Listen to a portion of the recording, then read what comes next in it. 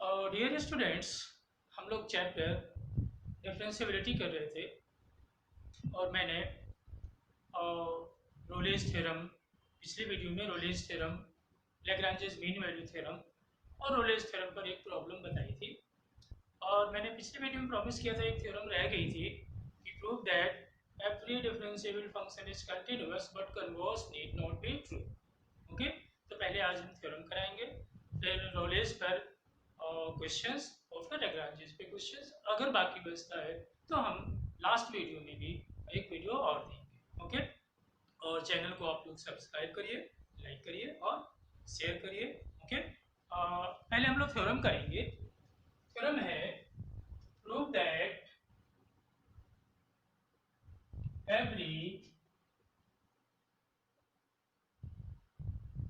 differentiable function is continuous but converse need not be true. Converse need not be true। ये है, इसे prove करना है कि हर एक डिफरेंशिएबल फंक्शन कंटिन्यूअस होता है। It means we assumed a differentiable function, एक फंक्शन एफ एक्स को डिफरेंशिएबल अज्यूम करके और उसे कंटिन्यूअस प्रूव करेंगे, राइट। तो हम थोड़ा डिफरेंशिएबिलिटी और कंटिन्यूटी के बारे में थोड़ा डिस्कस करते हैं, जैसे ये थ्योरम आपको बेहद आसान लगे। इससे एकदम सिंपल है भी, और जो कन्वर्स पार्ट है कि but converse need not be true, इसे एग्जांपल से प्रूव किया जाता है। ये सेकंड फेज हो जाएगा, बट पहले हम फर्स्ट पार्ट इसका करते हैं और बाई हेडिंग कर दे रहे हैं। दो पार्ट में इसको हम बांट लेंगे और प्रूव करेंगे। बट सबसे पहले जरा समझिए, इसको प्रूव करने से पहले जो पीछे मैं बता चुका हूँ फिर भी रिपीट कर रहा हूँ।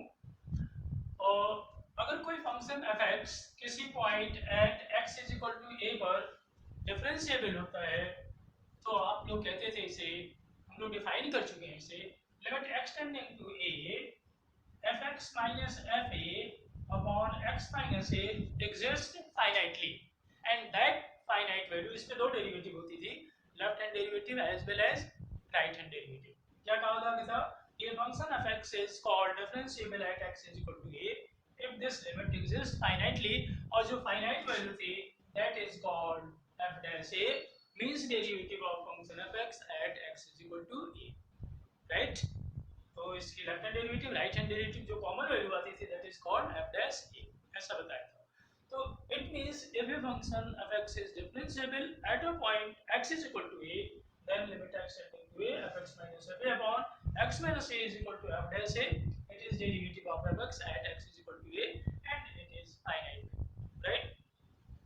continuous, मैंने function f x is continuous ये डेफिनेशन मैं करा चुका हूं, बट ध्यान दीजिए कि कोई भी function f x at x is equal to a continuous तब कहलाता है when limit x tending to a f x is equal to f a, इसमें लेफ्ट हैंड लिमिट और right hand limit is equal to f of a, तो then the function f x is called continuous at x is equal to a। इसका मतलब क्या हुआ कि we assume f x as a differentiable function, ये assume करके इस result का यूज करके ये रिजल्ट लाते ही प्रूफ हो जाएगा कि every differentiable function is continuous। Okay, ये है सो सिंपल। देखिए कैसे,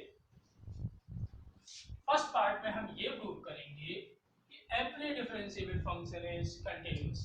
फर्स्ट पार्ट में क्या प्रूव करेंगे?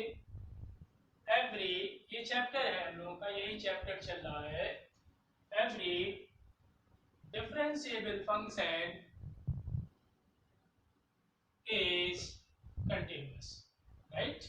ये प्रूव करना है, every differentiable function is continuous। एक differentiable function लेके and we have to prove that function continuous, right। let fx is a function fx, let a function fx is differentiable at a point x is equal to a, therefore अभी मैंने बताया था limit x tending to a fx minus fa upon x minus a is equal to f dash a, f dash a, right, derivative of the function at that point exists finitely, and that finite value is called derivative of x at x is equal to a, right? Now देखिए क्या prove करना है, अभी बताया था limit x tending to a fx is equal to fa. Okay, now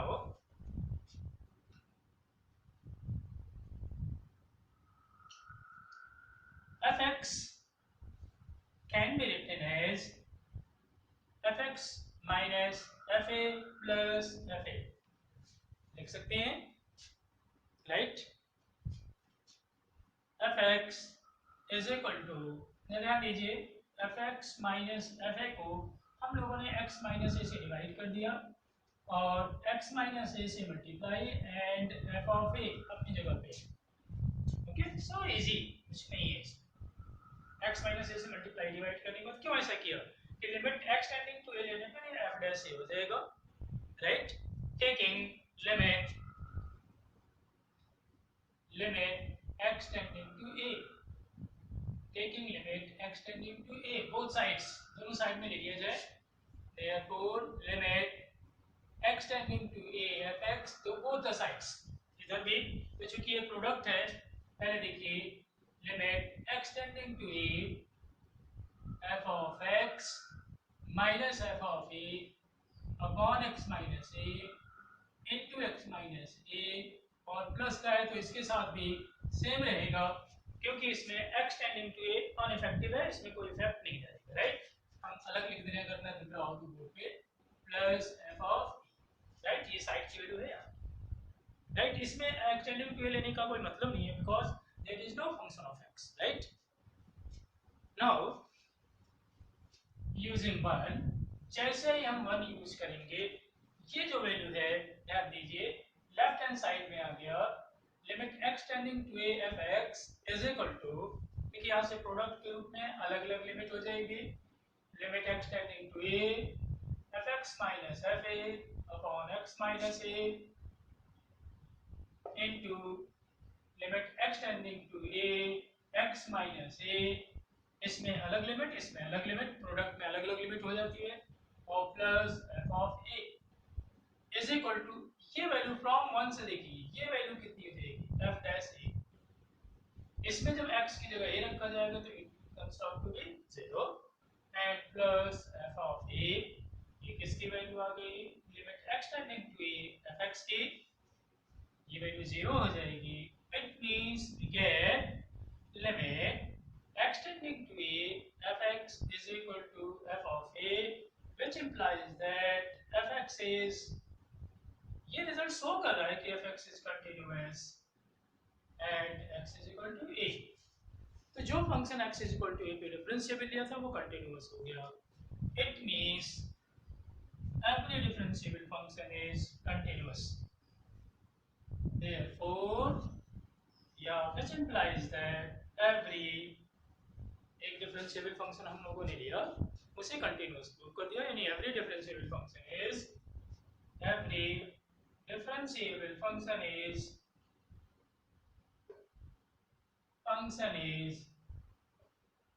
continuous, right? First part हम लोगों ने इस थ्योरम का, इस रिजल्ट का कर लिया। अब इसका सेकंड पार्ट कि converse of this result is not true, इस रिजल्ट का कन्वर्स पार्ट मतलब विपरीत बात, मींस क्या हुआ कि every continuous need not be differentiable, may be और मे नॉट बी, हर एक डिफरेंशिएबल फंक्शन तो कंटिन्यूअस होगा बट हर एक कंटिन्यूअस फंक्शन डिफरेंशिएबल हो ये जरूरी नहीं है, मे बी और मे नॉट बी, तो लिखा था converse need not be true. Okay, तो एक हम ऐसा एग्जांपल ले लेंगे जिससे कि ये शो होगा कि वो फंक्शन कंटिन्यूअस तो होगा लेकिन वो डिफरेंशिएबल नहीं होगा, तो हम कह सकते हैं कि every continuous function need not be a differentiable function, right? तो सेकंड हम हेडिंग में करा रहे हैं, ध्यान दीजिए सेकंड पार्ट में, और second part but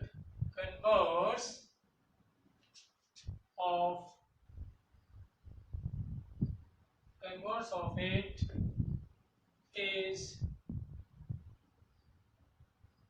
need not be true,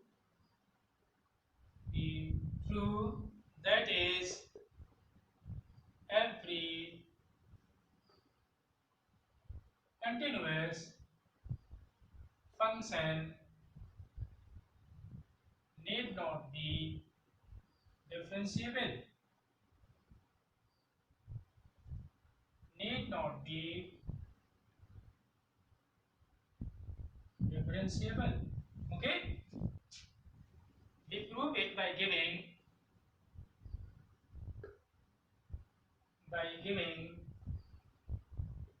an example. एक एग्जाम्पल देके हम इसे प्रूव करेंगे. कंसीडर द फंक्शन, आप एग्जाम्पल दे देंगे. Consider the function fx is equal to mod x at x is equal to 0. x is equal to 0 पर ये function continuous आएगा. आप प्रूव कर सकते हैं. लेफ्ट हैंड लिमिट और राइट हैंड लिमिट इसका इक्वल आएगा. f ऑफ 0 ये तीनों इक्वल आएंगे. तो इसको प्रूव नहीं करना, बस इतना दिखाना है कि it is not differential. Okay, बस ये काम करिएगा. क्लियरली इसको आप अलग से कर सकते हैं. Clearly fx is continuous and x is equal to 0 but it is not differentiable. ये चीज हम प्रूव करके दिखाएंगे कि कंटिन्यूअस तो है बट डिफरेंशिएबल नहीं. डिफरेंशिएबल नहीं है, शो करने के लिए क्या करेंगे, इसके left hand derivative eight x is equal to 0 और right hand derivative eight x is equal to 0 find out करेंगे. दोनों इक्वल नहीं आएंगे तो कंटिन्यूअस तो है बट नॉट डिफरेंशिएबल. इससे शो हो जाएगा कि every continuous functions need not be differentiable, right? But it is not differentiable. We prove it. हम प्रूव कर रहे हैं इसको. देखिए कैसे. लेफ्ट हैंड डेरिवेटिव निकालना और राइट हैंड डेरिवेटिव निकालना मैं बता चुका हूं. लेफ्ट हैंड डेरिवेटिव के लिए सिंबल बताया था, डायरेक्टली लिख सकते हैं. Left hand derivative is equal to limit x tending to 0 minus f of 0 minus h minus f of 0 upon minus h. h tending to 0 कर दीजिए डायरेक्टली, राइट. ये okay. Limit h tending to 0 f of 0 minus h. ध्यान दीजिए fx की जगह कितना है, mod x. तो f of 0 minus h कितना हो जाएगा, mod 0 minus h. f of 0 कितना हो जाएगा, mod 0 मतलब 0. ओके, ध्यान रखना है. mod 0 minus h minus 0 divided by minus h. limit h tending to 0 mod minus h. h हो जाता है बताया था upon minus h कैंसिल हो जाएगा minus. Okay, left hand derivative कितनी आई, -1 and right hand derivative limit h tending to 0 f of 0 plus h minus f of 0 upon h. उसी तरह से सिमिलर वे में mod 0 plus h minus 0 upon h. आप देख रहे हैं mod 0 plus h h ही होगा upon h कैंसिल होगी. कितना आ गया, left hand derivative is not equal to right hand derivative. तो हम लोगों ने क्या लिखा कि फंक्शन कंटिन्यूअस तो है बट नॉट डिफरेंशिएबल. ओके, तो दस क्या शो कर लिया कि left hand derivative, therefore left hand derivative is not equal to right hand derivative, so fx is not differentiable. तो हम लोगों ने यहाँ क्या शो कर लिया, so or therefore every continuous function need not be differentiable. Okay, need not be, every continuous function need not be continuous function. यहाँ लिखना होगा, छूट गया था function. continuous function need not be differentiable. तो इस तरह से हम लोगों ने इस रिजल्ट को प्रूव कर लिया. every differentiable function is continuous but converse need not be true means continuous functions need not be differentiable. Okay, अब हम नॉलेज पे बेस्ड क्वेश्चन से एक क्वेश्चन कराया था और ये ध्यान रखिए कि कभी भी चैप्टर को शुरू करिए तो स्टार्टिंग वीडियो से शुरू करिए, बीच की वीडियो से नहीं। अच्छा रहेगा जैसे इसको देखने के लिए इससे पहले की वीडियो, उससे पहले की वीडियो, डिफरेंशियबिलिटी चैप्टर से शुरू से वीडियो देखनी चाहिए और वर्क करना चाहिए। Math means you have to give time at least 3 hours per day. केवल मैथ ले लेने से रेपुटेशन नहीं होता। मैथ की रेपुटेशन उसके लेबर के कारण है, लेबोरियस सब्जेक्ट है। ऐसा नहीं है कि आप मैथ ले लिए बस आपने बस आपका फेम जुड़ जाएगा कि हाँ आपने मैथ लिया। आपको केवल कहने के लिए मैथ नहीं होता, करने के लिए होता है, राइट? ध्यान रखिए। नेक्स्ट रेवल्यूज पे कि एक हमने वेरीफाई करना रोलिस थ्योरम का बता दिया था। Okay, verify Rolle's theorem. अब हम लोग और वेरीफाई कैसे करते थे रोलिस थ्योरम की स्टेटमेंट आपको याद रखनी चाहिए कि applicability, there are 3 applicability of Rolle's theorem. First one is fx must be continuous in closed interval AB. Second one, fx is differentiable in open interval AB and fa is equal to fa third condition. Then the Rolle's theorem is applicable, and then there exists at least one point C belonging in open interval B such that f dash C is equal to 0. तो हमने बताया हुआ था कि अगर applicability उस पर check हो जाती है, अगर एप्लीकेबल है रोलिस थ्योरम तो late f dash C is equal to 0, उससे आपने C की वैल्यू निकाली थी। If C, the value of C belongs to open interval AB, then the function will be then the Rolle's theorem is verified. Okay, कहेंगे कि Rolle's theorem is verified. Okay, अब उसी तरह से C वैल्यू निकालने का सबसे पहले एक और फिर से डिफरेंट क्वेश्चन हम ले रहे हैं। पहले तो वेरीफाई के एक और क्वेश्चन देखिए। Okay, right? Verify Rolle's theorem for the function. एक और क्वेश्चन देख लीजिए, आपको थोड़ा सा याद आ जाए। Verify Rolle's theorem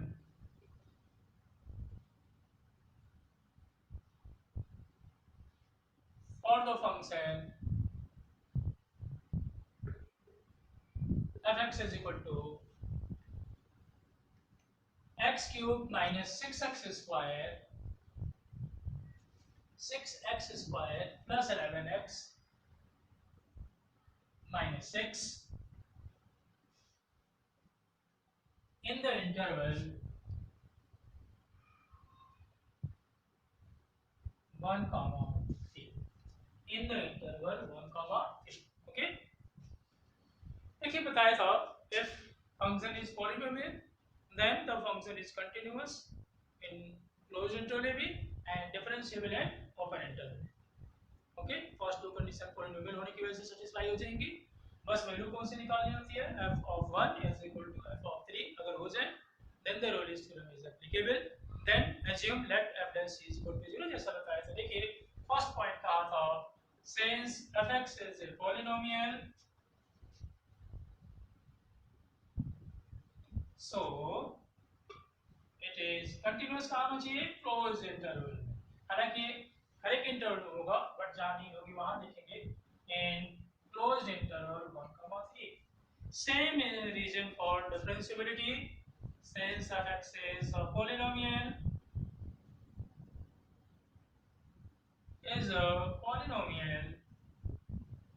so it is differentiable in open interval AB। AB means 1, 3। Again f of 1 क्योंकि a की वैल्यू कितनी है 1 और b की वैल्यू कितनी है 3। अगेन थर्ड पॉइंट में क्या निकालना था f of 1 it means we have to put 1 cube minus 6 into 1 square plus 11 into 1 minus 6 1 minus 6 plus 11 minus 6 0। okay, again f of 3 again f of 3 means 3 cube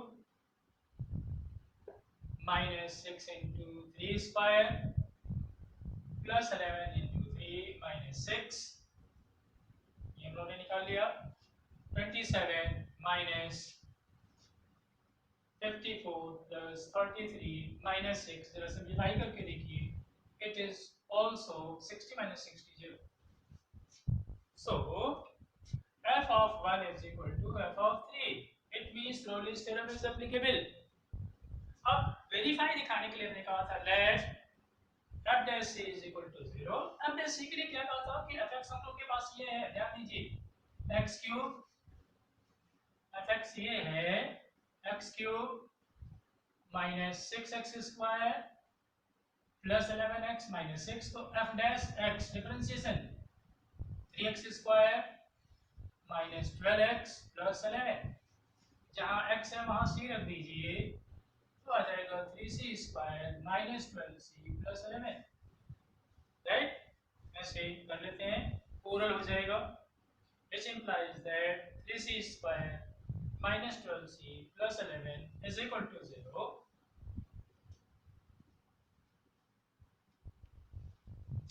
Okay. अब देखिए, can you factorize it? 11 3 is 33. 33 का ऐसा product जिसका सम 12 हो नहीं होगा, तो हम इसे सीधा 4 से निकालेंगे c की वैल्यू माइनस b, जो ये फॉर्मूला आपने पढ़ा है, under root B square minus 4ac upon 2a. देख लीजिए 12 plus minus under root 144 minus 4 into a की वैल्यू 3 है 11 अपॉन 2a, a की वैल्यू 3. इसे सिंप्लीफाई करिए,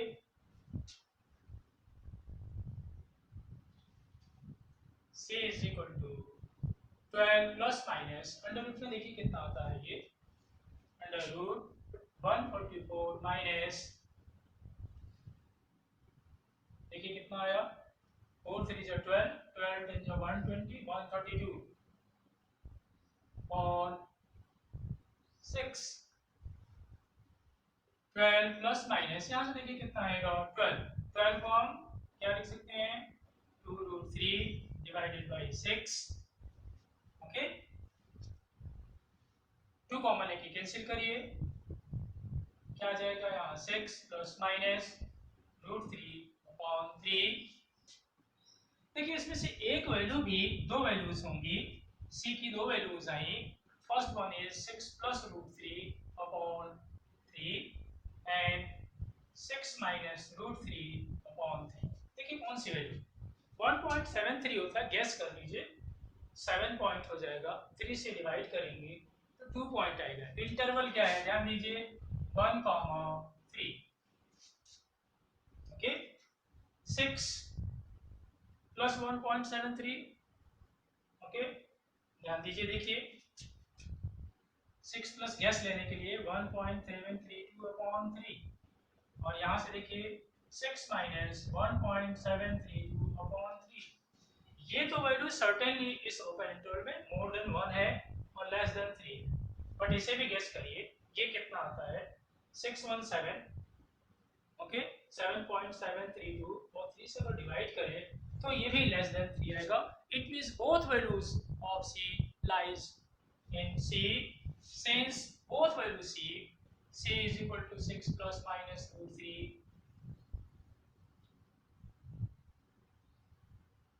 upon 3 belongs to open interval 1 3, right, which verifies Rolle's theorem. ये रोलिस theorem को verify करती है. एक भी वैल्यू, अगर मान लीजिए एक वैल्यू बिलोंग ना करती, एक ही सिर्फ बिलोंग करती, तो भी ये वेरीफाई हो जाती. एटलीस्ट 1 पॉइंट, केवल एक पॉइंट भी अगर बिलोंग कर जाए, then Rolle's theorem is verified. Okay, now next type of problem, जिसमें सी वैल्यू निकालनी हो तो उसमें बस सी तक निकाल के और रहने देंगे, केवल बिलोंग करना चाहिए, बोथ आर सेम. जहाँ सी निकालना होगा, बट एक तरह का क्वेश्चन और हम बताएंगे इसमें रोलिस का, और इसमें थर्ड क्वेश्चन है, so that Rolle's theorem is not applicable. Third का एक पार्ट करा दे रहे हैं, so that Rolle's theorem is not applicable. Theorem is not applicable for the function f(x) is equal to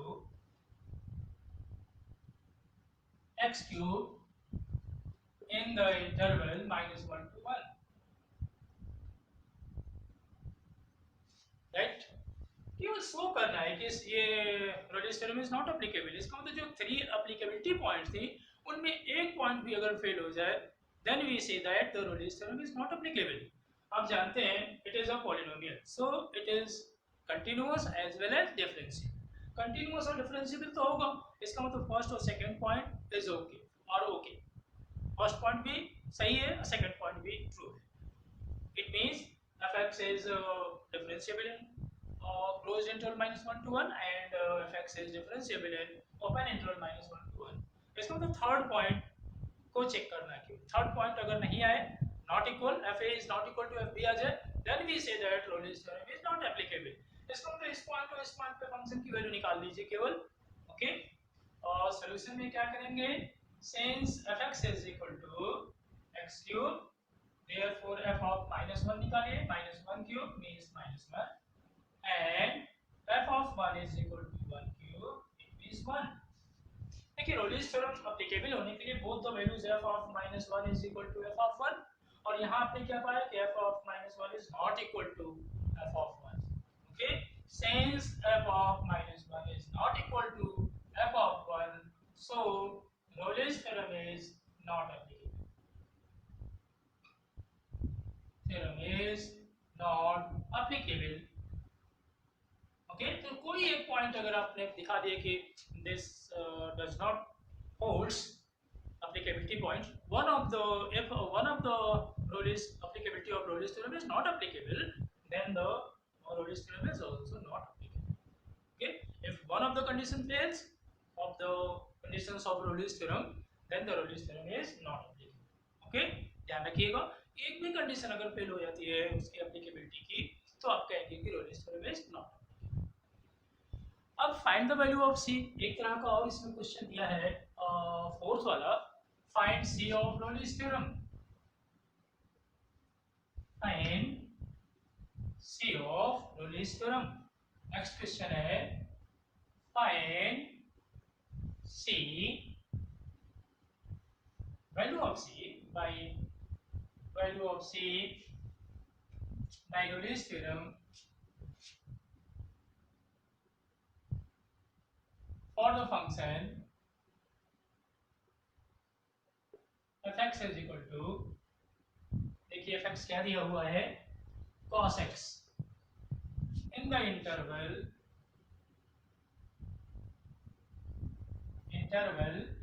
given है -π/2 to π/2, π/2 से लेके कहाँ तक, -π/2 to π/2, ओके। ये इंटरवल गिवन है, सो इजी। मैंने cos x का फंक्शन था, sin x का फंक्शन और cos x का फंक्शन कहा था कि किसी भी इंटरवल में कंटीन्यूअस और डिफरेंशिएबल होगा, राइट। तो cos x का फंक्शन होने की वजह से ये क्लोज इंटरवल में कंटीन्यूअस भी होगा और ओपन इंटरवल में डिफरेंशिएबल होगा। और f ऑफ इस पॉइंट पे वैल्यू फंक्शन की निकाल ली जाए, इस फंक्शन इस पॉइंट पे, और दोनों अगर इक्वल हो जाए तो एप्लीकेबल हो जाएगी रोलिस थ्योरम। लेट f(c)0 करते हुए c की वैल्यू अभी जैसे निकाला था exactly similar way, okay. solve in a similar way, find the value of c in a similar way as we find for verification of Rolle's theorem, okay। तो देखिए first point solution में कैसे लिखेंगे इसको, एग्जैक्टली सेम है जैसे verify का question कर रहे थे, एकदम उसी तरह से c की वैल्यू बस निकाल के वहीं छोड़ देना है। वेरीफाई जहाँ लिखते थे ना Rolle's theorem, उसको छोड़ के बाकी सब वही करना है। since fx is a cosine function, is a cosine function, so it is continuous in closed interval -π/2 to π/2। इसी तरह का reason, since fx is a cosine function,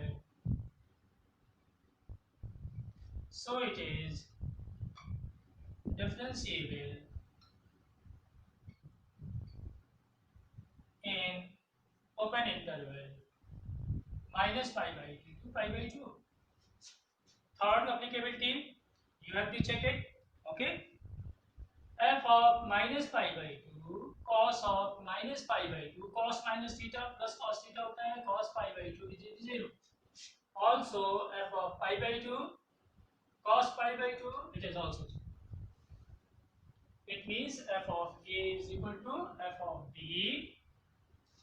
Therefore f of minus pi by 2 is equal to f of pi by 2. It means Rolle's theorem is applicable. Okay, let f dash c is equal to 0. Right, same तरह का है. F x कितना दिया था देखिए, cos x, तो इसका differentiation कितना होता है, minus sine x. Therefore f dash c कितना हो जाएगा, minus sine c, which implies that minus sin c is equal to 0. Okay, sin c is equal to 0 और ये किसकी वैल्यू होती है, sin 0 की. Therefore c is equal to 0. Okay, और 0 आप जानते हैं उसमें बिलोंग कर रहा है. Therefore which belongs in minus pi by 2 to pi by 2. तो जो therefore c की जो वैल्यू आई रोलिस थ्योरम की, वो कितनी आ गई, 0 आ गई. इतना ही इस क्वेश्चन में करना है. तो जहाँ c की वैल्यू निकालनी होगी और बाय रोलिस थ्योरम, तो इसी तरह से फाइंड आउट किया जाएगा. ओके, तो वेरिफिकेशन के प्रॉब्लम्स रोलिस थ्योरम की, और उसके बाद एप्लीकेबिलिटी चेक करना कि applicable, whether it is applicable और नॉट, रोलिस थ्योरम इज एप्लीकेबल और नॉट. और third type is find the value of c. Okay, तो हमें लगता है कि इतना ही रहने दें, क्योंकि वीडियो बड़ी हो जाएगी, आप लोग परेशान होंगे. तो नेक्स्ट वीडियो में हम लैग्रांजेस की प्रॉब्लम्स करेंगे to verify Lagrange's theorem and find the c of Lagrange's theorem. और आल्सो जो कुछ लगेगा उसमें और कुछ कराया जाएगा, तो लास्ट वीडियो, अभी एक और वीडियो हम देखेंगे इस चैप्टर का.